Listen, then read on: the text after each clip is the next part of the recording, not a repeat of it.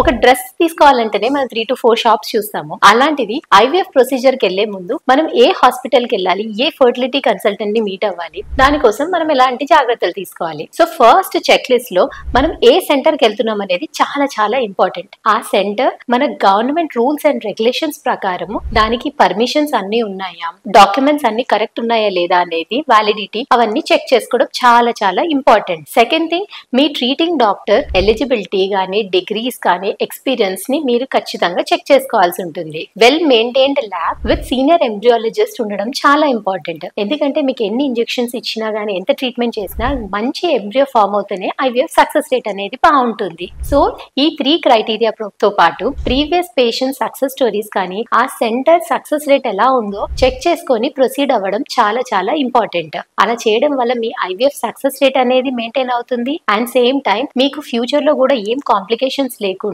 Safe గా mother and baby బాగుండే chances ఉంటుంది. అండ్ ఎథికల్ అండ్ ట్రాన్స్పరెంట్ గా ఉన్న సెంటర్స్ వెళ్ళడం వల్ల మీకు ఎటువంటి మెంటల్ టెన్షన్ కూడా ఉండదు.